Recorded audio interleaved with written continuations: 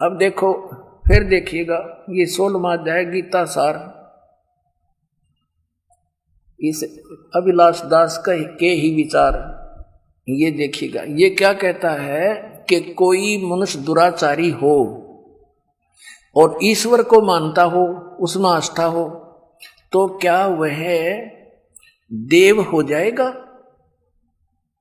और यदि कोई ईश्वर तो न मानता हो परंतु उसे स्वरूप ज्ञान, आत्म ज्ञान हो तथा वह सदाचारी हो, तो क्या वह असुर माना जाएगा?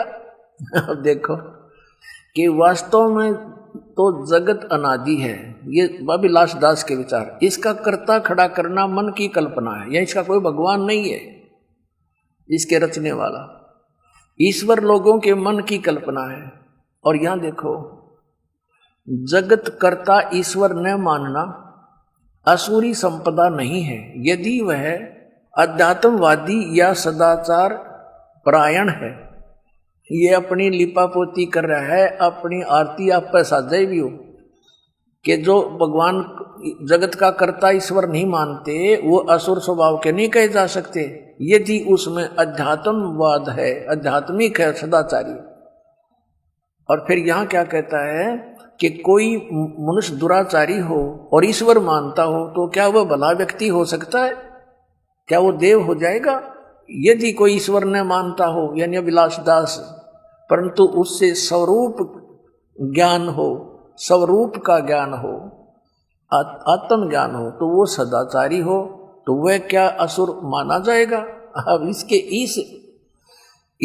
इस जगत का कर्ता ने मानना असुर संपदा नहीं यदि वह अध्यात्मवादी सदाचार। फिर कहते हैं कि वास्तव में, फिर क्या बताया इसने, यहां बताया है कि वास्तव में तो जगत अनादि है, इसका कर्ता खड़ा करना एक मन की कल्पना है, ये कर्ता है नहीं, भगवान नहीं है कोई, और ईश्वर लोगों के मन की कल्पना। यदि उसकी आवश्यकता समाप्त हो जाती है जब उसको स्वरूप का ज्ञान हो जाता है।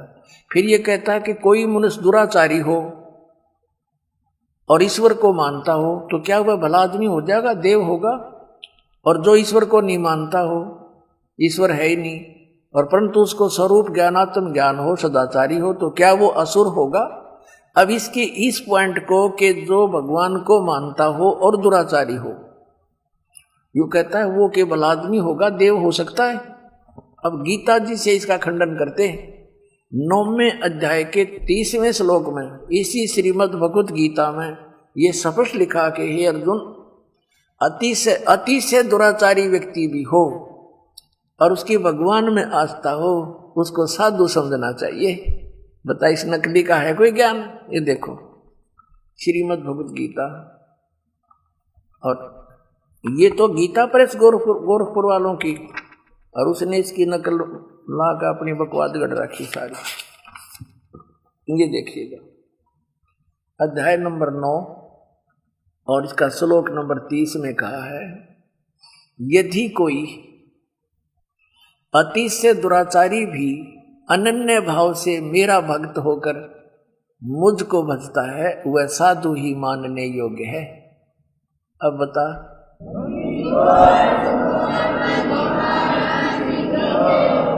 तो ये बेईमान व्यक्ति हैं, इन्होंने जनता के उद्धार से नहीं काल के जाल में फंसाने का ठेका ले रखे हैं। अब सूक्ष्म वेद में कहा है कि कुष्टि हो वह संत बंदगी कीजियो, हो वैसा के विश्वास चरण चित दीजियो। परमात्मा ने कहा है यदि किसी भक्त का कोड भी लाग रहा हो, कितना ही उसको दुख हो कर्म का, और वो भक्ति पर लग गया है, तो उससे हेट ना करना, उससे नफरत ना करना, उसको भी प्यार देना। वो भक्ति कर रहा है, वो भक्त हो गया, और वैसा का विश्वास, भगवान की श्रद्धा हो, भगवान को मानती है, वैसा कहते हैं चरण चित दीजिए, उसकी किस्मत सराइए उस बेटी की, ठीक है, कर्म के आधार से कोई कसाई बना हुआ है, कोई डाकू बन गया, कोई शराबी, कोई कुछ, तो एक जब इस मार्ग पर लग गए हैं विधि विश्वास से तो बुराई भी छूटेंगी। और ये क्या क्या कह रहा है कि कोई अति से दुराचारी व्यक्ति हो वो क्या देव हो सकता है? इसलिए अभिलाष दास को नहीं कहा इस गीता में राक्षस असुर, क्योंकि अब गीता कहती है कि अति से दुराचारी भी व्यक्ति क्यों ना हो उसको भी साधु मानना चाहिए।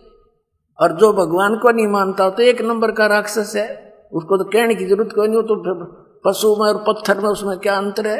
जब इतना जड़मती व्यक्ति है कि भगवान नहीं है, और फिर क्या है, तेरा मेरा सिर है वो नाश कर दिया। ऐसे नकलियों ने बैठा दिया अध्यात्म मार्ग का, अपनी तरफ अपने हिसाब से उन्होंने कथाएं बना डाली।